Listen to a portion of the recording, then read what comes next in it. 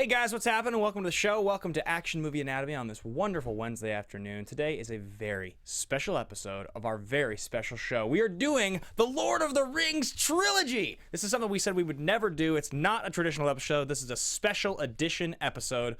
We're going to cover all 14 hours of extended version content on the show today. Hang out with us. We'll see you guys in just a second. Welcome to Popcorn Talk, featuring movie discussion, news, and interviews. Popcorn Talk. We talk movies. And now, here's Popcorn Talk's Action Movie Anatomy. Boom! What's up, everybody? God, this is majestic. God damn, this is majestic. I just want to go live in a hut in the ground in New Zealand. Concerning hobbits. Hobbits. Oh my God, I'm excited today. What? I'm so excited today. I am so excited. You know, like, one of the biggest heartbreaks of this show for me was that we could never do this movie or this trilogy on the show. You tried to sell me on Two Towers repeatedly. Oh, hundreds of times. Repeatedly. And it's never going to happen. Never was going to happen. Guys, this is Action Movie Anatomy on the Popcorn Talk Network, the online broadcast network dedicated to talking movies and all things movie-related. I'm Ben Bateman. I'm your host of the show, and this is Andrew Ghai, the co-host, co-creator, and co-producer of the show. That is me, and this is my favorite trilogy of all time. Talking about it today on my favorite action movie show of all time. My favorite action movie show. This is a special episode, guys. I mean, just because we said we were never going to do these movies did not mean that these aren't, like, arguably in my 10 favorite movies ever made. Absolutely. I mean, and this all came from, if you guys are wondering why you're hearing this today and why this is a special edition. Several weeks ago, we did an episode called 8 Movies We Wish We Could Do But Never Will. In that episode, we covered 8 movies, and we've covered this on the show before, but just to recap for everybody, those 8 movies were Boogie Nights, Jerry Maguire, Sunshine, The Weatherman, The Truman Show, The Other Guys, The Shawshank Redemption, and The Lord of the Rings Trilogy. Those 8 movies were put up in a bracket on Twitter after thousands of votes. Thousands of votes. It came down to everybody wanting to just see us do the Lord of the Rings Trilogy, and it wasn't even really close. Yeah, it's like Shawshank looked like it was gonna like make a run for it for a little bit, and then it was just completely blown out of the water. The most hilarious part was that you and I talk about those 8 movies like pretty often, and so when we set it out, I was like, we first put the polls out, I was like, Jerry Maguire's totally gonna win, man. I mean, everybody just, I was like convinced. I was like, I was sure it was gonna be Shawshank. Yeah, and I was like, at one point I was like, I mean, everybody just wants us to talk about Boogie Nights. Of course, Boogie Nights is gonna win. Yeah. We were just like so off base. Our audience was just like we would want to watch that. Yeah, that's what we want to watch. Yeah, no question. Our audience was just like, you guys were like, you're doing the Lord of the Rings trilogy. So here we are doing it. We're going to cover these movies in kind of an interesting way. We're not going to do a traditional show with all the production notes and all the normal games. We're going to do some kind of different stuff. And I think that pretty much will get us into it. So if you guys want to follow along with the episode today, you can find the show at AMA Podcast. You can find me personally at Ben Bateman Media. You can find me at Andrew Ghai, and I actually am going to be trying to pay a lot of attention to the live chat today since it's you guys. That's why we're doing this episode. So talk to us in the live chat, tweet at us online, and let's check out the trailer. Yeah, absolutely, guys. Let's cue it up. It's not a good trailer. It's not a good trailer. It's very 2001. Well, it uses you guys will see it uses the late 90s movie guy voice. One ring to rule them. Yeah. One ring to rule them all. One ring to rule them all. One ring to find them. Oh yeah, the CG.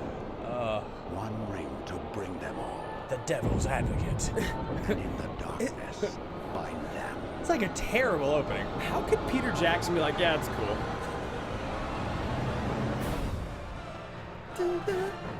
It's that classic, really intense. Yeah.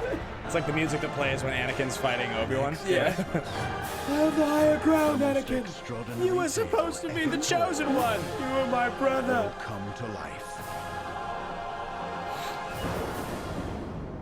Oh my God. Even the smallest person can change the course of the future. It's horrible. It's really bad. Yeah. It was like good, bad enough that I chose to not even look up the trailers for Two Towers and Return of the King, which I'm sure are significantly better. But this was like the teaser for the whole series. Yeah. So they show this, and then they're like, the Two Towers. Like, right? They advertise all of them. I mean, it makes sense. This is in the year 2000. Yeah, I mean, when this if came out. you guys remember our episode on The Matrix has one of the worst trailers ever of all time. Such a great cast. It's a sweet cast, yeah. will find adventure. Or adventure will find you. Will find you. It's my favorite thing. America Online keyword, Lord of the Rings. Go ahead, guys. Go into your AIM accounts right now. Log in. Yeah, guys, if you just want to go put that AOL America Online disk in your computer to get some internet access, and then key in the keyword Lord of the Rings, you'll be able to find some more information on this trilogy. I had this funny instance last night where I had It's like way over the heads of anybody. They're like, I don't even remember that what existing. Is that? What are you talking about? I have a mini CD that someone gave me like a video file on. Yeah. So it's not like a normal CD. It's Right. like a mini one. It's like the really tiny ones. Yeah. And it was in my laptop, and I totally forgotten about it for months. And I went to go put in return last night, and I pulled out the little thing, the little CD. I was like, oh, this is sweet. Yeah. It's like, this looks like a spy or something. Like if I was a spy, I was like, oh wait, no, that would be 20 years ago. This would look cool. Yeah. It's like, this is so lame now. It's a little version of a CD. Yeah, this is insane. Oh, I stole the government files, but the disc got scratched, unfortunately. Yeah, shit. If you have some cleaner, we could maybe clean it off. Wax it and skip over it. Do you have one of those waxing things you could buy at a drugstore? Maybe I can show you these encrypted files. It's never worked. No, they never worked. So, guys, that is the trailer for Lord of the Rings. We normally start the show off with a thesis statement, which is kind of what we do is like it's your big, bold thought about the thing. And so, Drew, you mentioned that you have a thesis statement today, which I think is a pretty obvious one. I think it's the kind of the go-to. It's either the go-to or not the go-to on the subject. Right, and it's already actually been. I was smiling when the trailer came on because it's already been discussed in chat a few times. Yep. Because it's the conversation everyone has, and that is that Lord of the Rings is the greatest trilogy of all time over Star Wars episodes 4, 5, and 6. I take the side of Star Wars. You take the side of Lord of the Rings. I absolutely do, which is funny because I grew up watching my sister, Yep. my sister Sandra, and I would watch the Star Wars movies every time we got together. I love them. Yeah. This would be what I would say. I think that Star Wars, the first Star Wars movie, is a more important movie in the history of film by a pretty significant margin. I think that the Star Wars trilogy as a group of 3 movies is not as strong as the 3 Lord of the Rings movies, because I think that Return of the Jedi, despite it being my favorite of the 3 movies, is actually a pretty weak movie overall compared to 1 and 2. It's just all of the Endor stuff, the Ewoks. There's a lot of really bad parts in that movie. Right. It's close for me. It's not like it's one of those things where it's just like, oh yeah, this Star Wars is way better, and these movies are not. Like, these are in my top 100 favorite movies of all time. All 6 movies are on there, and I would argue that like probably my single favorite movie of all 6 is probably The Fellowship of the Ring. Yeah, So guys, for everyone out there, I went and I decided to watch all 3 regular standard edition, mind you, Lord of the Rings yesterday, which is the first time I've ever done it. I've done days in a row. I've done 1, 2, 3 days in a row, or I think I might have tried to do all 3 once, but it finished like 5 in the morning or 4. I think it's one of those things like drinking a gallon of milk where like it's like you start it and you're like, oh god damn it. By the time you're halfway through, you're just kind of like sick, but you feel the need to keep going out of pride. Yeah, but so I watched all of them yesterday, and there were no bad parts in those movies. Like, I'd honestly say the weakest part of the whole trilogy maybe is the very end of Return of the King, but it's so necessary to the story. Right, to wrap it all up. Yeah, I mean, I think it's just because you're at such a high climax, and then it goes to such like lows of Frodo leaving. It's kind of hard, but even when Frodo leaves, it's like you're brought right back into the emotional. It's literally just when Aragorn's becoming king, and you're kind of like, oh my god, 3 hours is just He's passed. gonna start singing now. Okay. For me, I think the weakest of the 3 movies, hilariously enough, looking back on it, is actually I think Return of the King. Yeah, I think so. Yeah, that was the other thing I was gonna say is going back and watching all 3 yesterday. Fellowship just is the best. Is the best. It really is. Me and my roommate in college would argue all the time, and I'd say it was Two Towers because there's so many great moments in Two Towers. Yeah. But the overall story arc and the fellowship forming and just everything, it's the best. Boromir. We're going to do, so guys, we're later in the show, we're going to do our collective 9 fist pump moments. We have a consensus 9, 3 per movie that we're going to share. We discussed that we came up with that are like, we think are the best 9 moments in the movies. That'll be kind of the big meat of this show today, because obviously what this really is for us is we're doing a show of fist pump moments. This is just, absolutely. This is just a fanboy geek out. I love this trilogy so much. Yeah. We're kind of abandoning the general outline of the show, but we have cool, fun new games and like a couple things that we don't ever do. So yeah, I mean, guys, if you've watched or listened to this show enough time, like this is episode 74, I think.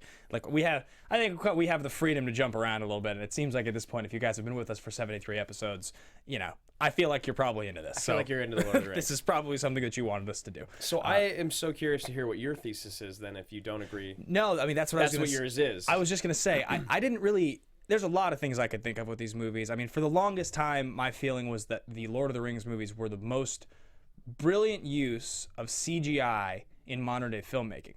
Because I think that they came at a time with CGI in movies where like things were starting to look pretty solid, but you also had a lot of movies there where they would try and they would totally miss the mark. Yeah. Going back and watching these movies, honestly, 15 years later, it doesn't really feel like they employ a huge amount of CGI. No, I think it. Oh, sorry, continue. It's kind of like it's the best use because they blended practical effects and CGI in such a wonderful way, and also it was never like we're gonna create, you know, It wasn't like a crazy battle sequence with like a dragon versus a person. Right. They kept it pretty practical, and the part that really, my cousin was over, and he came over yesterday, and he he was there just for the very end of Fellowship when they're trying to escape the caves.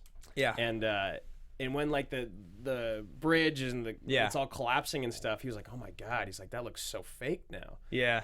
And he's like, when did this come out? Like 10 years ago? I was like, dude, this came out 15 years ago. Yeah, they were making it 16 years ago. He's like, I was 8. I was 10. I was like, yeah. He's like, when I saw this was the realest, most perfect. Like there was, you didn't even know what CG was. And I was like, I know things age, but it still looks really good. Yeah, so that's what I was saying. For the longest time, that would have been that was like sort of my argument about these movies.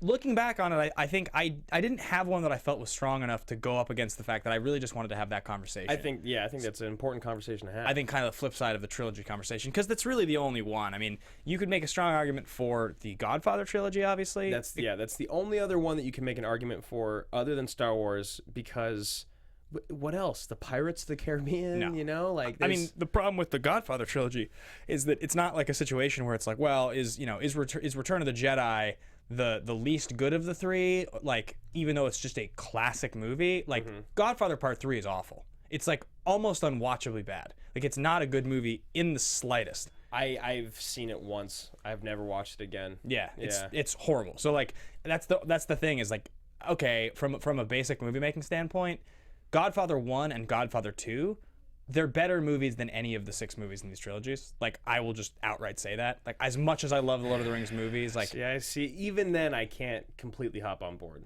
I get it. When I go back, like when I watch those movies, Godfather Part 1 is one of those movies where you watch it and you're like, this is the best movie ever made. Like, right. This is you watch it and it's like something's changed inside of me. Yeah, you're like, this is unreal. How like. And then you understand it. Godfather Part 2, in a lot of ways, is it's that classic situation where the sequel is actually better. But than you the can first never one. say that because Godfather's so good. It's the same situation as Empire versus Star Wars. The same situation in a lot of cases. Yeah.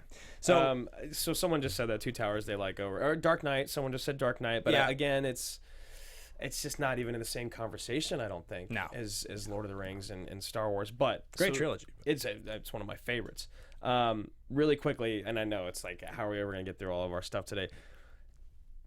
Trevor Sanders says, which did more harm to the original trilogies, the prequels or the Hobbit? So it's like, what do you think? Star Wars Episode 1, 2, and 3, or the Hobbits? Or the Hobbits? Like, it's got so like unabashedly, it was the Star Wars ones. But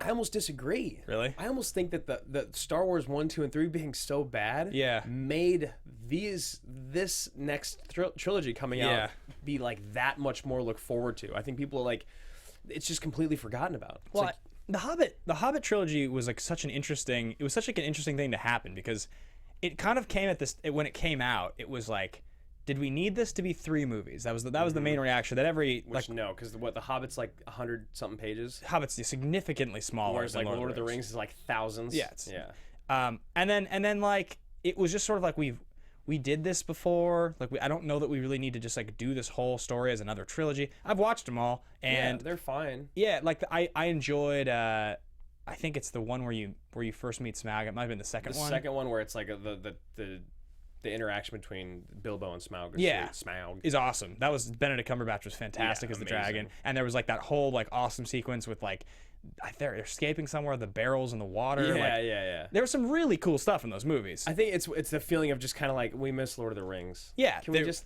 It's like not quite there. They just like weren't special in the way that these movies are special. So, but I mean, I hear what you're saying. The absolute just down in the dumps quality of those Star Wars prequels makes it so that they're almost not taken seriously as even like a connected part of the franchise. But if you were to have to rate either of the three on their own, you would definitely say that the Star Wars did a way bigger detriment to, to the whole they're thing. such. I agree. And that's just all it comes down to is Hayden Christensen. Yeah, that and just like the storytelling. The second Star Wars is so bad. Oh yeah, just Attack a of the love Clones? story. Yeah, it's just kill me. But it's Hayden, and Jar Jar. Yeah, it's true. Hayden and Jar Jar.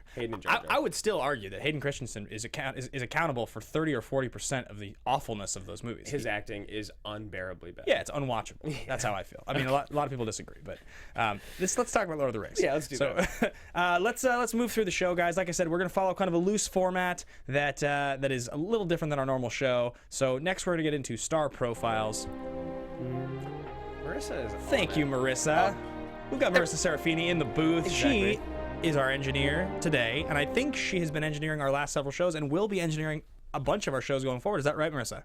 That's right, and I've been enjoying every single one of them. Oh, thank you. Marissa's an enormous fan of Lord of the Rings as well. She watched it endlessly, just like we did. And our show. She's been engineering and been watching our show since about day one, year and a half ago in a different studio. Yeah.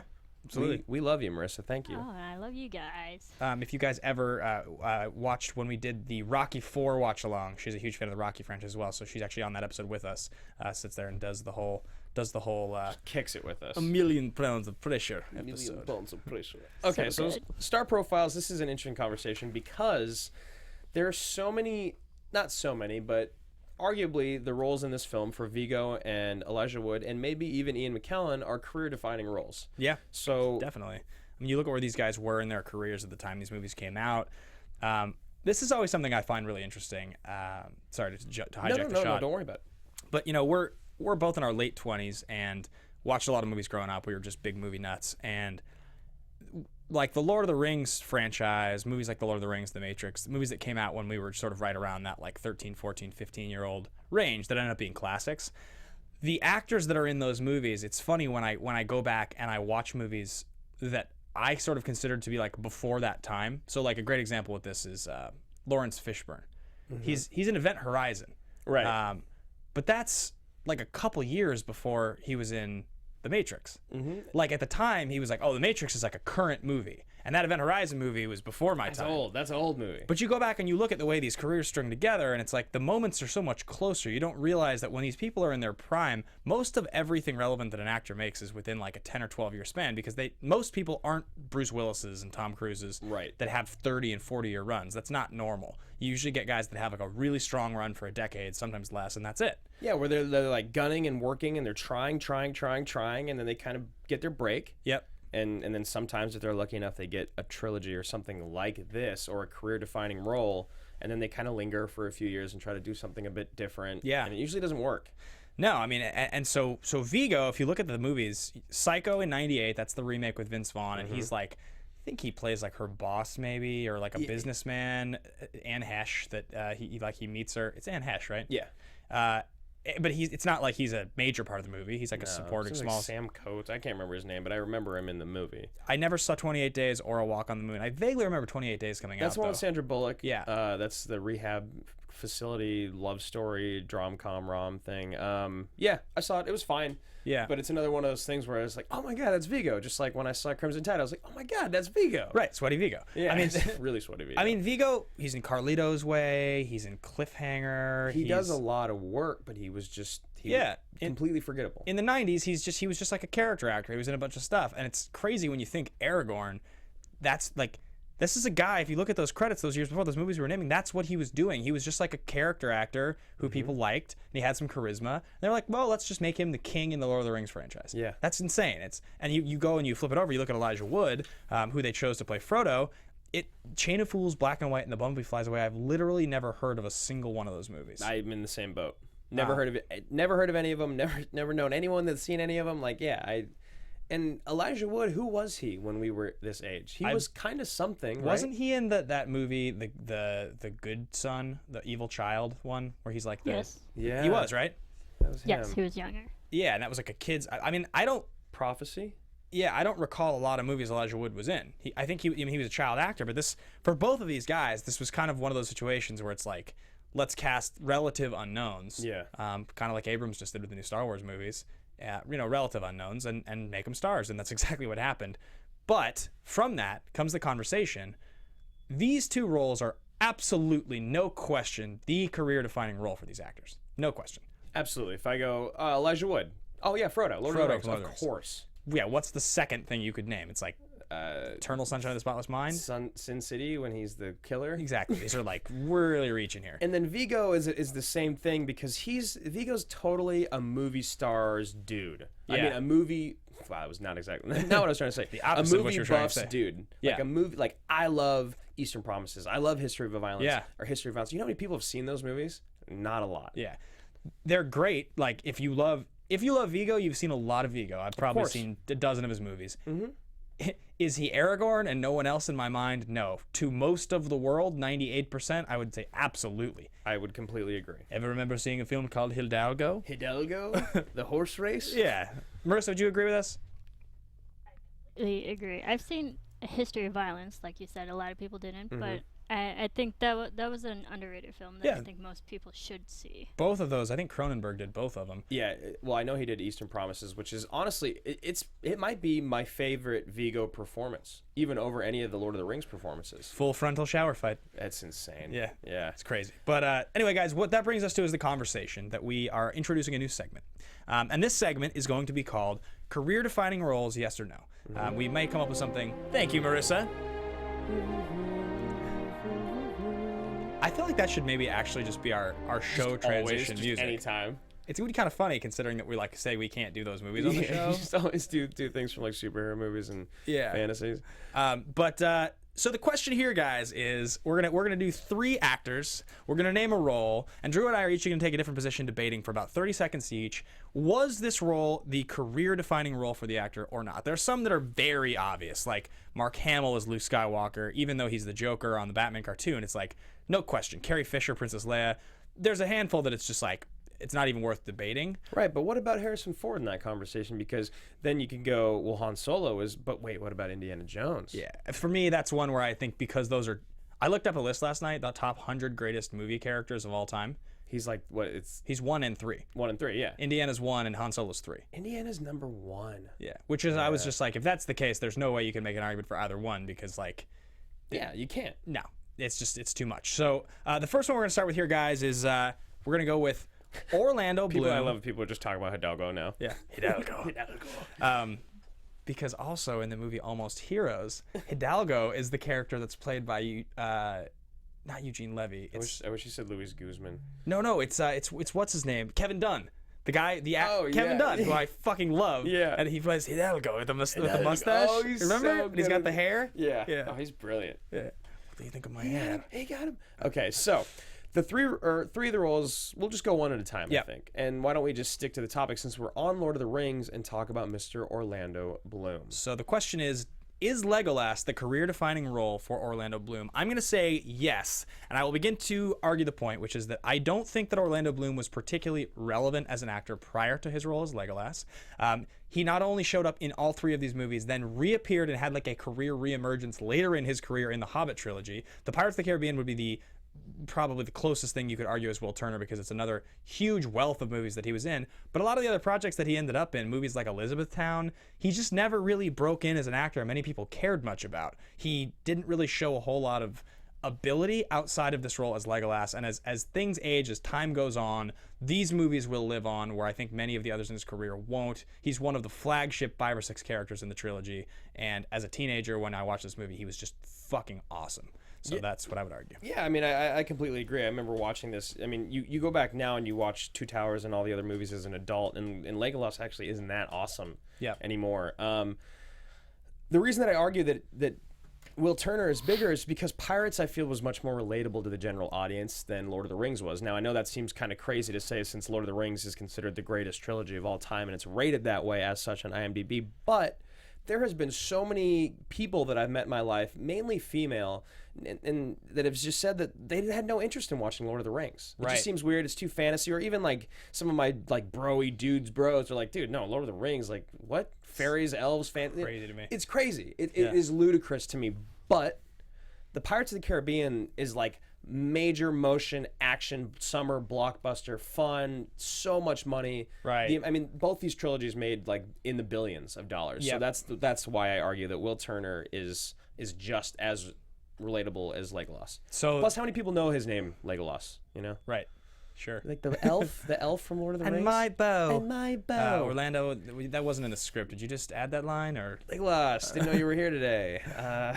All right, guys, that is going to be subject one. So the way this works, just to remind everybody, the question is not which is the bigger role. Right. The question is the career-defining role the career-defining role, or is it a question? Is it actually something that you could write off? Because obviously you could make the argument for Harrison Ford that either of those are the career-defining role. It's just that is there a clear number one? Right. Moving on to number two, we're going to go with Sigourney Weaver. Yes, and I think that I'm going to hop in first on this one because The question being, is her role as Ellen Ripley in the Alien franchise the career-defining role? And I'm going to have to hop on the side of no. And I'm going to say that the Ghostbusters character that she played was bigger than Ellen Ripley because I didn't watch Aliens growing up. I didn't live in that household. I grew up in a house with a mom and 3 sisters. And you know what movies we watched? Not Aliens. We watched Ghostbusters, one of the most classic, great action-adventure comedies of all time. It just got remade. Everyone loves Ghostbusters. Everyone's seen the original. It's got some of the greatest comedy legends ever. And Sigourney is the one. She's the one woman, the sex icon. She's so hot in it.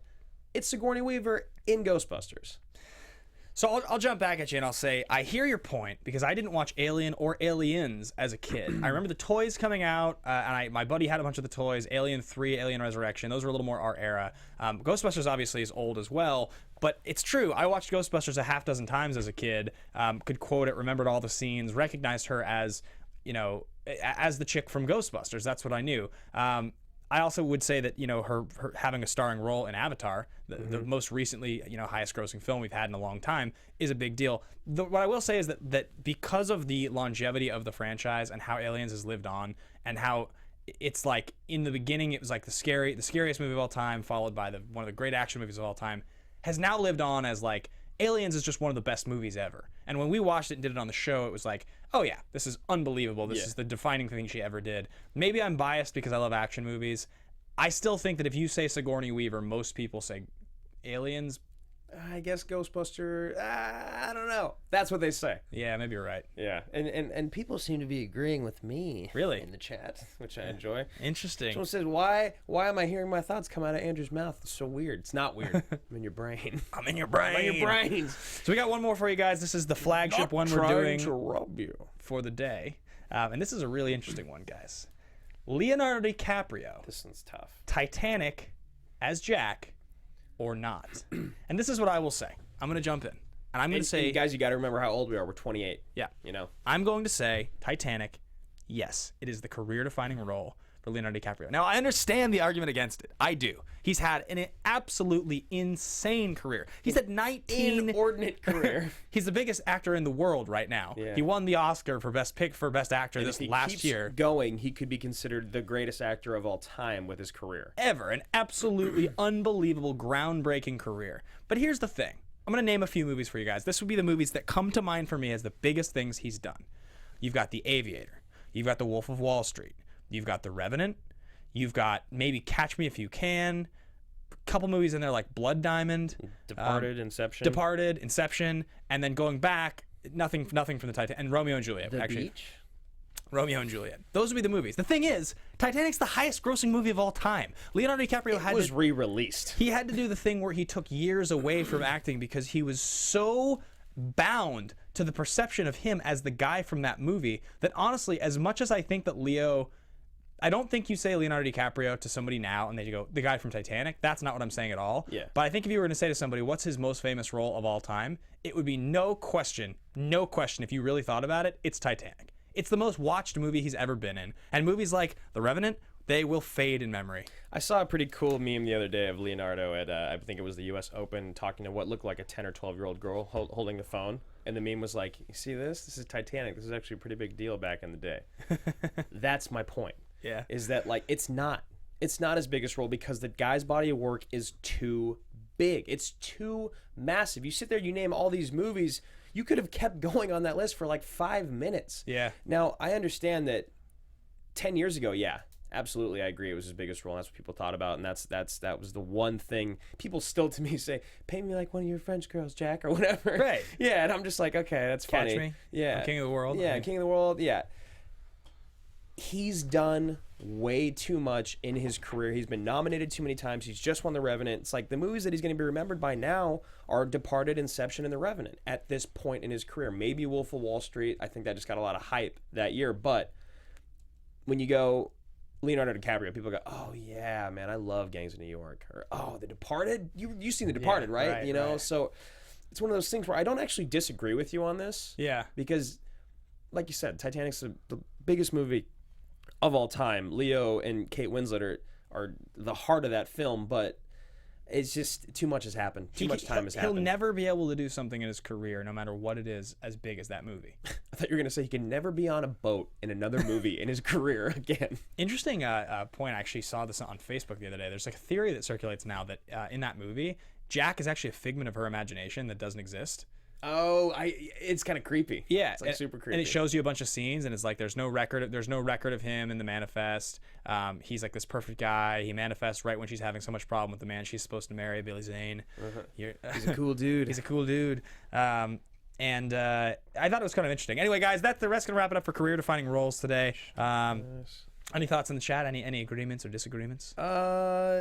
Someone said Inception. Someone said The Departed. I think the last one's pretty much split down the middle, and I think you took the second one. What do you think, Marissa? You know what? I really enjoy it. I like Leonardo DiCaprio, and What do you think? What do you think movie-wise? When I say Leonardo DiCaprio, what's the first movie that pops in your head? I think Titanic. There you go. There you go. Yeah, that's the one. All right, guys, we're going to move on. So we're going to skip through production development because there's so much of it. We will give you some stats because it's sort of a fun thing to do. J.R. Tolkien wrote these books. They were written back in the 40s, I believe. Originally, there's obviously a lot of parallels between Nazi Germany and like Mordor, and just sort of that's kind of what these are about. It's interesting how that was his commentary, what this trilogy is, and C.S. Lewis wrote Lion, the Witch, and the Wardrobe. They were friends around the same time, and I believe that commentary was all very like sort of religious, which is definitely very, very religious. And then Tolkien didn't pass away during writing Return of the King, and his son finished it. Not sure if that's the case. I believe that's true. I could be wrong, but yeah. I mean, Peter Jackson. This is it. I mean, Peter Jackson is the same thing. It's the same conversation you have with George Lucas. Right. You don't need to make movies anymore. You've already done the greatest thing you could ever do in your entire career. Yep. But honestly, guys, like we said, this is. We could do a 4-hour show on production development and not do it justice. There's so much about these films. All the actors, the whole crew, they just lived in New Zealand for 3 years. They built cities and towns and Hobbiton and all that. Yeah. So, if you want to know more about that, check it out. Wikipedia. I've literally spent hours of my life watching on that and reading about it. So most important things here, the budgets on the movies, they shot them back to back to back, and they cost $93, $94, and $94 million. So a pretty large budget for the time, actually. Yeah. To shoot essentially one very, very, very large movie, because every production really didn't stop. And they spent almost $300 million back in 2000, 2001. Yeah, you look at it now and you're kind of like, oh my God, that's so cheap. But you got to remember, it was 15 years ago. But that's still, I think, the fact that he was able to keep them all within $1 million and split them up that evenly, he's good. He knows his shit, man. Unbelievable. Yeah, the total gross worldwide was just shy of $3 billion for the three movies. which is pretty unbelievable. Yeah, it's absolutely insane. Just really quick numbers here for critical reception. Fellowship was nominated for it won 4 Oscars. It's got an 8.8 and it's ranked number 11 on IMDb. All the scores in the high 90s. Two Towers won 2 Oscars, 8.7, number 15 out of 250. It's the only one with 100% out of any of the 3 scores on Rotten Tomatoes. It's got a 96, 100 by top critics, and a 95. And then, as we all know, Return of the King, 8.9, the highest one on IMDb at number 8. All 3 within the top 15, and that one's a 95, 96, and 86%. And it won 11 Oscars, which is interesting because this is the conversation that everyone has. Well, it's the best, yeah. I mean, I think, like I said, it's really hard to not look at these 3 movies as one movie. Like, yes. that's the thing that really comes down to. And everybody knows that those 11 Oscars that it won, it was because it was the 3rd movie. It was because it was wrapping everything up. It was what the first 3 movies should have won. You know, had to pay tribute, you know? Yeah, there was no acting nominations, which is interesting. Yeah, I really think that, I mean, Boromir's supporting in the first. I think Gandalf in any of them as a supporting, and I don't know about Aragorn or Frodo. Yeah, it's tough. I think Sam maybe. Yeah, I mean Sam. Sam is like my favorite character in the whole thing. Yeah, he could have gotten one. So anyway, guys, we're gonna move on to the next bit here because this is gonna take a bit because it's our favorite thing of the whole entire show. Actually, you know, you mentioned your favorite character, and before we get into our collective 9 fist pump moments, which we're gonna do here, guys. Do you want to just kind of, who are your 3 favorites? I know that Gandalf is on both of our top 3s. We did mention that, but I feel like Gandalf's got to be on everyone's top 3. This is great, guys. At AMA Podcast, tweeted us online, hashtag top 3, whatever you wanted. Yeah, let's just hashtag top 3 at AMA, and just what are your 3 favorite characters in the Lord of the Rings trilogy? Yeah, Gandalf is definitely on both of ours. Do you want to go first? Or you want me to go first? You can go first. I'm gonna do one that I don't think is probably on a lot of people's. Theoden King. I've always said since watching this guy in these movies how he has not gotten more roles, how his career did not blow up as like the older white guy, like dad age, young grandpa. Like, he's so good. His speeches are so good. There's so much heart and conviction and heartbreak when his son dies. And his death. Do you trouble this man? Death. You know, just like, So Theoden is my 3rd favorite character in the entire trilogy. Crazy. King Theoden. Yeah, he's great. I mean, that's the Rohan stuff with the Rohirrim, which, by the way, whenever you're like, "What's up, Broham? What's up, Brotato Chip?" My favorite one ever to use is "What's up, Brohirrim?" Brohirrim, which has always been my favorite, and you only get that if you're like a true nerd. It's like a true Brohirrim. Like I'm a member of the Brohirrim. Anyway, so Ben doesn't have a lot of friends. But that whole entire Rohan sequence in Two Towers is awesome. When he's sick and Grima Wormtongue's there and all that stuff. And he comes out of his it's so, where's my son? Yeah, it's awesome. I would say Duck have been my dreams of late. All right, I'm done. Gandalf. Love Gandalf. I would. Oh, man, that is tough. Ooh, so we got Boromir, Éomer, and Gandalf. Yeah, I love Éomer. I love Éomer. I also like Faramir a lot. Not alone. I would say my number 2 favorite character is probably Samwise Gamgee. He's my number 1 for sure. And then for me, it's a clear number 1 favorite character in the whole trilogy, and that's Boromir. No question. I know.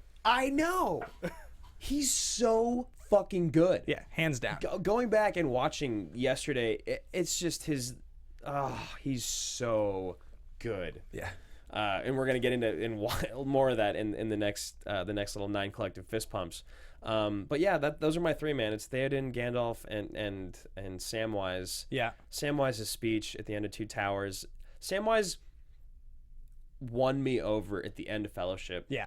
Yeah. When he's like, Frodo, no. Yeah. He's like, Sam, you can't swim, and he just walks into the water, just straight. He's just drowning. Yeah. He's just gonna do it. He's like, I made a promise, Mr. Frodo, Mr. Gandalf. I intend to keep it. It's really good. Just the best. All right, guys, we're going to get into our collective 9 fist pump moments. This is a lot of fun for us. This is what the show's really about today, so we're going to try to spend a couple minutes on each one. We're going to do 3. Thank you, Marissa. She remembers better than we do. Yeah, exactly. Killing it today. This is like, to me, this is like what this is really all about. This is it. This is the meat and potatoes of the show right here. We're gonna try to do a few minutes on each one. So this is another great moment. Tweet in your thoughts at AMA Podcast if you guys want to share. If you have one that we leave off here, and we will leave some off because you could come up with the top 30 moments from this trilogy pretty easily. There's a lot that we had to skip over. Let's kick it off with the first movie, and let's kick it off with the first big scene, which is the forming of the Fellowship. It's just the best. I will take the ring to Mordor. I will take the ring. It's that moment where they do something that is so magical in these films, and that's just making you believe wholeheartedly that only a Hobbit could do it. Yeah. Only the smallest, purest, simplest, most humble race could do it. Right. And when you see that, and when you see him stand up on the table or the chair, and he says it, and Gandalf's face. Gandalf's like, because he knows. Yeah. He knows the only other person that could hold it and it wouldn't destroy him was Bilbo. Yeah. In that moment, when you realize like this is it, here we go. Yeah, it's just the best. Gandalf's face in that, it's one of the best moments. And then you have all the different people. Yeah. You have my sword and my bow and my axe. It's really, really good. The forming of the Fellowship's fan-fucking-tastic. It's like definitely one. And then and then Merry and Pip. It's funny how like the sort of, what is it? There's like this really like sort of I don't know, light, sort of just like silly, kind of like almost makes you a little uncomfortable. It would make you uncomfortable if it was in a worse movie, way that all the hobbits act. And the way they laugh, they're like, ha ha ha. You're like, this would be so lame if it wasn't in such a sweet movie. Yeah, if you weren't so bought into the world, you'd be like, why are you guys, this is too much. It's just too much. But it's perfect because that's the type of, they have like 7 meals by lunch. Yeah. You know? And Merry and Pip, you're just like, but they're just fucking great. They're great, and they have such good moments in their love for each other, and they consistently sacrifice themselves for the greater good. Yeah. You know? It's unbelievable. So the forming of the Fellowship, I think, is a pretty clear number one. Moving on, they go through the Mines of Moria, and we have the first character death. And it's not even a real character death, but well, we already had the Frodo dying too from the cave troll. Right. You were like, oh my, because that scene is amazing. Yeah, where you think he's dead. You think he's dead. You don't really think he's dead, but you know. Yeah. This though, I did. Yeah. I didn't remember the books. Yeah, and it's so good. It's Gandalf asserting his showing how big his dick is, basically. It's the whole thing from he does what we talk about on our show as the villain qualifier. Yeah. It's like, this enemy is too great for us. Flee, you know, yeah. Run. And then it's like, fly, you fools. Like, there's just so much sweet build-up to the great line. Yeah. You shall not pass! Smashes the staff down, the ground shakes. One of my favorite references to You Shall Not Pass is in Forgetting Sarah Marshall, when it's like it's going through the montage of scenes with him in sweatpants.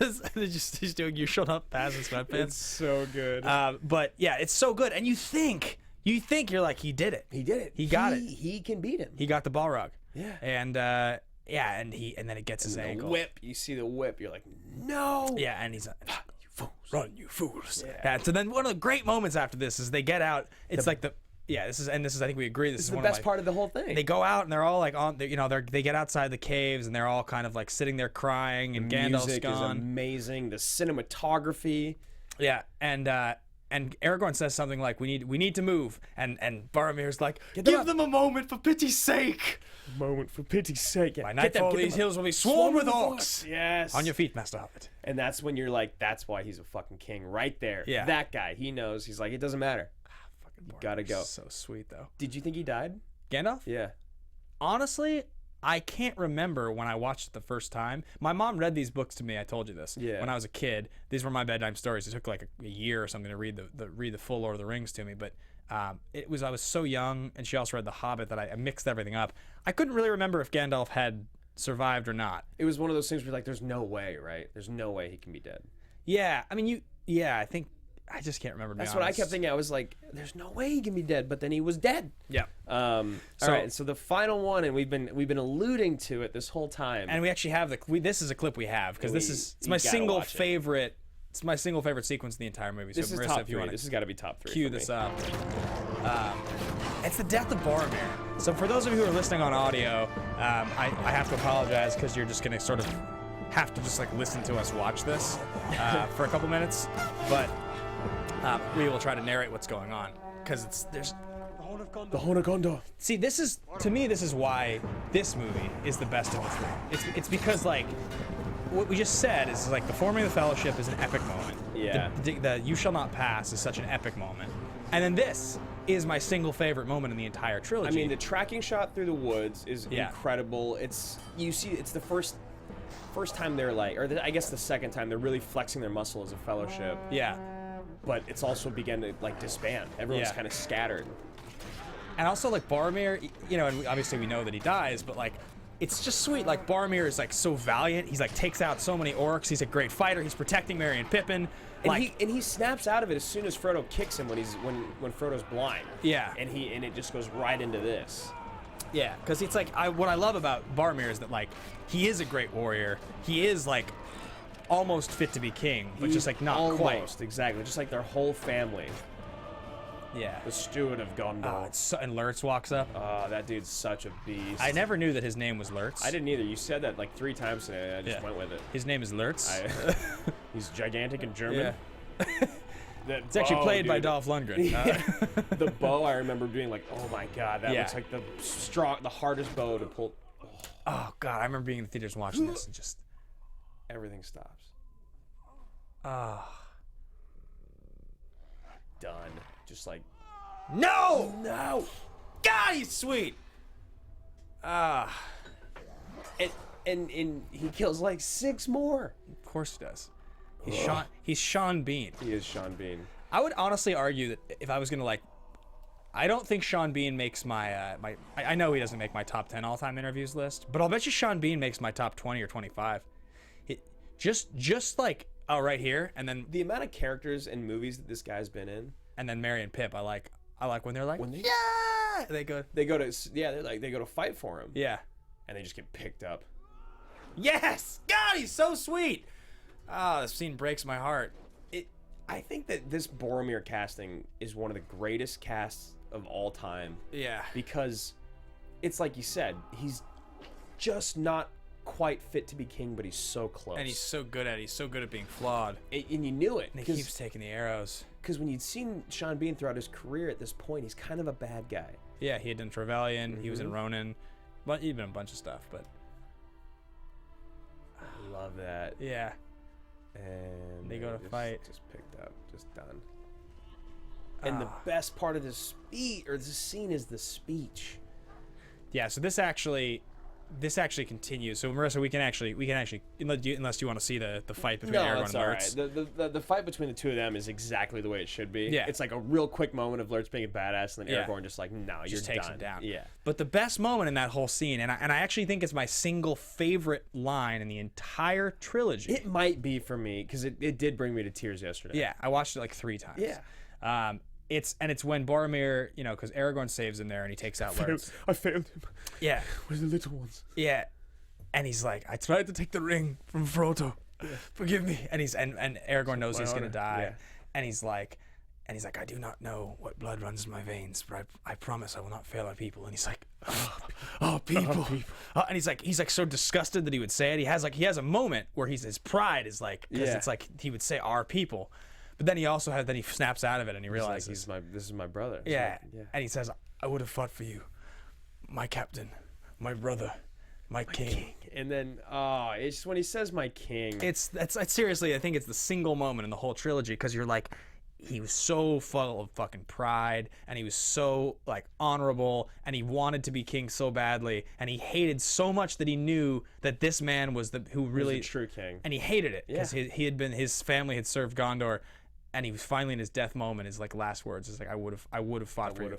Yeah, God! It's so good. I got chills talking about it right now. Another moment that's just like that for me is not 5 minutes earlier in the movie.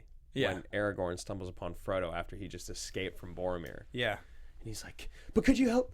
Could you save me from yourself, or protect me from yourself?" And then he goes and he grabs his hand and he closes it. Yeah.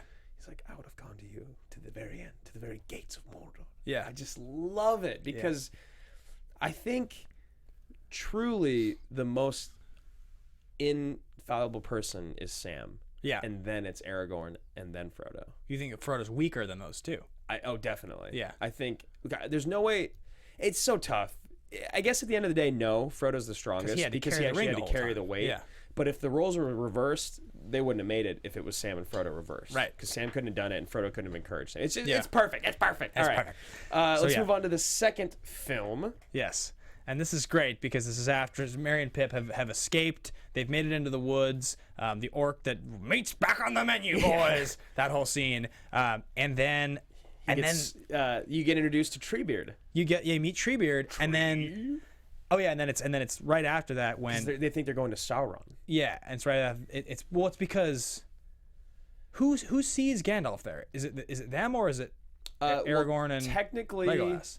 Aragorn and Legolas and Gimli see that's Gandalf right. first, but Treebeard's taking them to the White Wizard. Yeah, Which I think actually might be Saruman because he doesn't know he's bad until they get to anyway. So it's when they get caught in the woods by the elves.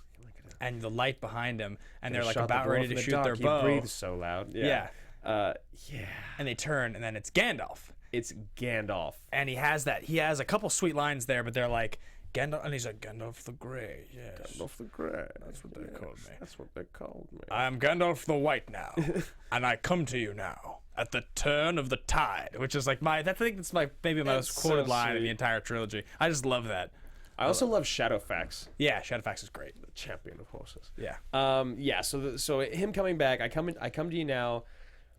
The next fist pump moment, it's another Gandalf moment. Yeah. It's a culmination of everything. Right.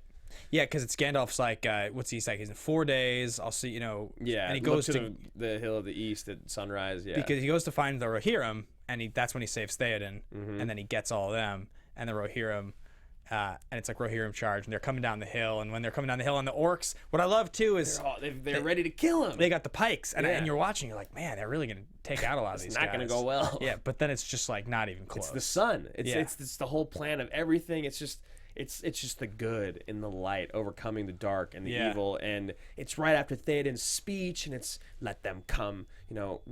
What can man do against such reckless hate? It's just the best. And then they ride out and meet them, and they go right out into it, and then Gandalf. Oh my god, I want to go watch them again. It's really good. Yeah, and because there's also the mine that happens right before this, where the orcs put the mine in the wall at Helm's Deep. Yep. And Aragorn's like, Legolas, take him down, kill him, and he takes it twice. Yeah, and you think he's gonna get it. Yeah, that's sweet. Legolas is the best aim, and he still misses. Yeah. And then at the end of this one, I know this might be your single moment. This is my favorite moment in all three films. It's Sam's speech. Yeah. Because it is one of those things where at the end of this film, the end of number 2 feels like the movie's over almost. It feels like we've won. But then you realize that, no, we're not even close. When he's like, what does your heart tell you? When he's asking Gandalf what's happening. And it's just... And Frodo is just like, I can't do this, Sam. Yeah. And he goes and he tells him, he's like all about the great stories. The great people stories, that could have turned back when they had their chance, but they didn't. And he's like, well, why? He's like, that there's some good left in this world. Yeah. And that it's worth fighting for. Yeah. And it's just the best. And right at that moment when he says it, it like pans to Gollum. And he has that moment of like, it's like he's in, and then you hear that last little thing about good in the world, and he's kind of like, yeah, fuck that. Yeah, like, right. Oh man, and then that's when it's like there's still so much more to the story. I know. And then I remember seeing that and the look on his face in the end of 2 in the theaters. And this is the one that I remember the ending. I remember the ending of this one in theaters more than any other, because the ending of 1 is like incredibly exciting. Yeah. But you don't really realize how much more of a story there is. That's probably why 1's the best movie, is because 1 almost in a lot of ways feels like it's the most complete story. Yeah, it's like a standalone almost. And like 2 is such the Empire Strikes Back of things, where it ends in such a crazy place. And that look on Gollum's face, and it's just, you've just seen Helm's Deep, which is such an awesome. It's the best. I mean, Helm's Deep's the best battle. Even the battle at the end. Yeah, I know. Helm's Deep's battle is insane. Yeah. All right, moving on to the third movie. And this is funny because we really skip the first 2.5 hours of this movie in fist bump moments. Yeah, even though there are great moments in there, one of the ones we're skipping is one of my favorites, which is the I Am No Man from Eowyn. Yeah. When she kills the Lich King, and that's just such a sweet moment because, fool, Yeah. don't you know no man can kill me? And then it's like a hobbit Yeah. and a woman. That's what kills the Yeah. greatest warrior. Yeah, amazing. So one of my favorites is it's when Minas Tirith is the city on by the sea, right? Yeah. Yeah. So when they're fleeing Minas Tirith and the Nazgul are chasing Faramir and all, Yeah. and Gandalf rides in from Gondor and it's like the Nazgul are chasing him and he like puts the staff up And the it's light. like the light. It's that wide shot of the horses. And it goes quiet for a second, and then there's this fucking sick shot song. where it pulls. Yeah. It like pulls from Gandalf's point of view, and it's like his horse riding in to meet their, like their charge back to Yeah. the city. And just the combination of all those things, it's just that action shot's beautiful. It's such a cool moment of like, it's like Gandalf just like repelling the evil with light. That again, yeah, it's one of those, just like at the end of Helm's Deep. It's like it's just light. Yeah, That's it. Yeah, that's one of actually my favorite single moments in the whole trilogy. Like that might even make my personal top 5. I just always love that There's one. just something about it when you're watching and you're just like, we're so close. Yeah, it gives you chills. So close. That one gives me chills. I think the destruction of the ring, all of that happening, everyone's about to die. It's kind of that thing. It's Yeah. like everything is about to fail. Everything is about to fall apart. And then the ring sits on the lava. Yeah. It just immediately turns it to stone. Well, because it starts with Frodo. Right before that is Sam carrying Frodo when when Sam's like, "I can't carry it for you, but I can carry you," Yeah. and he takes Frodo in. Yeah, and then exactly, the ring. Gollum burns to death. And, Frodo goes evil. yeah, And then he goes invisible. Then Gollum bites off his finger with the ring on it, which is Yeah. just like, oh my god, like So intense. Just when because you know that moment in movies, you're like, will you just finish, yeah, please? yeah, It's like this moment actually wasn't too much for me. You were just like, oh my god, of course this is supposed to happen. Yeah, right, and then right. Gollum falls in. Yeah. But yeah, as soon as the ring then burns, and it's that moment when the battle that's happening, and Aragorn, they all turn and they see the tower with the great eye start to fall. And it's like this Yeah. awesome triumphant moment where they're all cheering. I mean, that's what this trilogy does so well, is that they set it up at the beginning with such an insurmountable goal. Yeah. It's so difficult, and it's so like the way that the ring is so evil and so powerful that it's like when it finally does happen and you've seen the journey that each of these characters, Aragorn is now king. You have Merry and Pippin and they're fighting, and you have like it's like these characters that you love are dying, and everything is all this crazy stuff's happening. And you've been on this journey with them for 3 years. Like since the movies came out in succession like that, you feel part of it. Like this has been 3 years. Yeah. You've been waiting for that ring to get destroyed. Totally. And so when they're all cheering, they're like Frodo, and then like the volcano erupts, and they're running out of the hall. And they then start having the moment where they're probably dead. Yeah, they're on that little rock on the side of the mountain, and he's like, I'm still honored to be here with you at Yeah. the end of all things. And oh man. Yeah. And you feel it, and then the eagles come.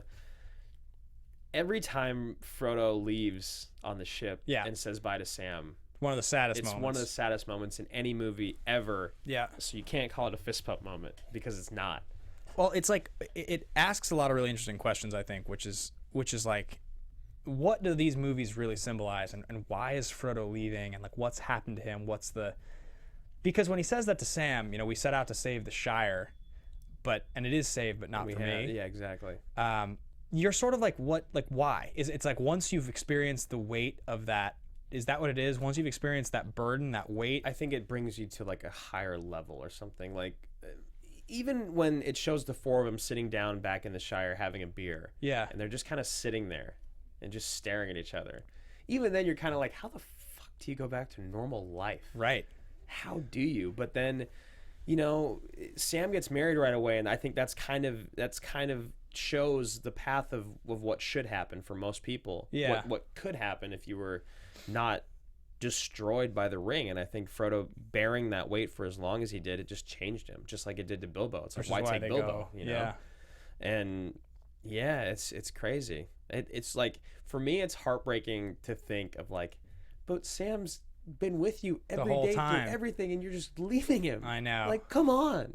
I know. It's also like Merry and Pippin's journey, like it's really great, and like they do such a good job with those characters because they seem so throwaway at the beginning. Yeah. And they become, and this will bring us to our final moment, which is little hobbits, you bow to no one, and it's another one of these moments which is like the power of these hobbits, these like they're hobbits really are the most extraordinary creatures. Yeah. It is really like that thing where even Merry and Pippin, who are like such goofballs at the beginning and make so many mistakes, it's like the four of them standing, not Frodo and Sam or just Frodo, but it's the four of them are being honored. And they all earn it, like especially in the fourth movie, with Merry going, I can't remember, I always get the two of them mixed up. I think Pip goes with Éowyn and Merry goes to Gandalf. And and obviously Sam and Frodo are on their own. They all go through it. They all go through this incredible journey. And my friends, you bow to no one, and then to watch the king bow, and then the entire kingdom bow to these four little guys. I'm getting chills talking about it right now. I think it could be. I think that for me is the best moment in the whole trilogy. Yeah. There's also another great moment too which is Merry or Pip. One of them is talking to Gandalf. And he's like, that moment when he's like, I didn't think it would end this way. Oh, I love that. That's my favorite Gandalf speech. Yeah. Is that, yeah. Yeah, that's a really good scene too. So that's it. That's our 9 fist pumps. Those are all 9 fist pumps. Absolutely. And there's a lot more, but I mean, those are just 9 that were like the 9 sort of like, we can't not talk about those ones. Yeah, and I had to throw away a couple, and you had to throw away a couple to make it a collaborative 9. But yeah. Just talking about those, I want to go watch it again. I want to just go. So for the record, guys, I at home, my roommate's a huge fan of these movies. This is the same roommate who owns like the Braveheart sword and like the Rambo knife, and like he's just like obsessed with anything that's like anything like fantastic. Fantastical. He could like live in the woods. He would. But he only owns the Blu-ray extended versions of these, and that was the only versions I was able to watch. So like, I got like whatever the first one is, like 4 hours. I watched the first one, then I started watching the second one, and after like 7 hours of content, when I was like still like just barely halfway through the second movie, I was like, I got to start fast forwarding. I got to start looking for clips. Yeah. There's just I can't do 14 hours of Lord of the Rings right now. I've done the extended journey once. It's a lot. And that's that thing where we're sitting there having the conversation at the beginning of the show, and I say there's no bad parts in these movies. Yeah. If you watch the extended, it's not that they're bad, it's just like it's too much. They're long. Yeah. I mean, I think the extended versions, it's not like a normal extended like 12 minutes of cutscenes. Most of them have 45 to an extra hour 15. It's like they're already 2.5 hours long. You're literally adding your like 3 to 5 hours of movie. You're almost, it's a huge amount. So it's a large ordeal to take on. It's a very large ordeal to take on. So guys, we're gonna move on to the next segment of the show. Yes. Excellent. Good. I want to see, because the chat's been blowing up, but I was so engaged. I didn't even get to look at it. So why don't you introduce the next thing I'm going to talk about? I'm going to just read through and see if there's anything I missed. Yeah. So, what I think, we only have a little bit left here. Oh, you know what? Someone said that Frodo had to leave Middle-earth to the Undying Lands because the wound from the Morgul blade would have killed him eventually. Oh, that makes sense. That's I mean, if that's all it is, then I mean that seems too simple, but that's great. Right. Yeah, people are just talking. I just want to see. Sorry, cool. Guys, just wanted to catch up with you real quick.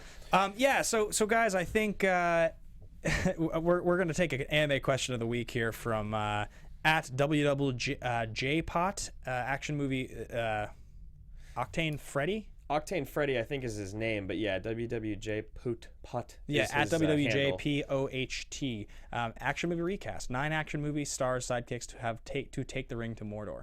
So we'll rattle through this pretty quickly here because I think it'll go a little long if we try to. Spitball here. So I think right at the beginning for me, what I want to have as my ring holder is I will take the ring to Mordor. I think the T-800, he can't be corrupted. He's a robot. Yeah. His brain is a neural processor, a learning computer. Okay, I can do that. You can disagree. No, I like that. I like the T-800 as Frodo. I'm gonna go ahead and throw in my Legolas. Okay. I think Ben Foster as Archangel from because he's just a X-Men United. giant pussy. Just like you go back and you watch, you're just like, oh, that's just, why are you in this? All right, I'll give you that. I think that's pretty good. I want my Boromir to maybe be Denzel from Training Day. Oh, definitely. Corrupt. Oh, completely corrupt. But he like kind of tries to redeem himself, but he doesn't, and then he has an epic death. Yeah, like maybe, but like he might have been able to do good. Maybe we're pushing him a little too far. One day, maybe he's Denzel from Man on Fire. The Crazy instead. Yeah. I think it has to be Denzel though. It has to be Denzel. Yeah. There's something sweet about it. Yeah. What about Aragorn? Who's I don't know. I was trying to think about Aragorn, who's like so just and noble and would never do anything wrong. Like Denzel Wyatt from Crimson Earp Tide? or something. Just Denzel in every movie Denzel's in. Yeah, or like maybe. Nah, I don't know about Ethan Hunt in any of this. Yeah, I don't know if you could put Ethan Hunt Cruz into any of these roles. I mean, and then trying to cast.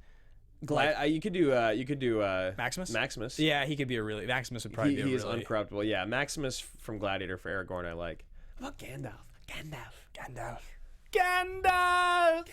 I don't know who you could put as like the wise. Oh, by the way, guys, if you have like a minute or so, there's a clip online of the scene where everyone's reunited at the end of Return of the King. That's like in super slow motion. It is hilarious. It's like Ian McKellen's face. Guys, please go watch it. I don't even know how to. Just go like Lord of the Rings, super slowed down scene. It's amazing. Reunion. I don't know who you could play. Who could slot action movie character you could slot into Gandalf. Somebody who's grizzled and old and wise. So, General Hummel. Yeah. Okay. Hummel. Yeah. It's tough. No, because he's a bad guy. Yeah, he's a bad guy. What Gimli? Like Jet Li from The Expendables. All they do is make fun of him in those movies. Or maybe Vincent D'Onofrio from Magnificent Seven.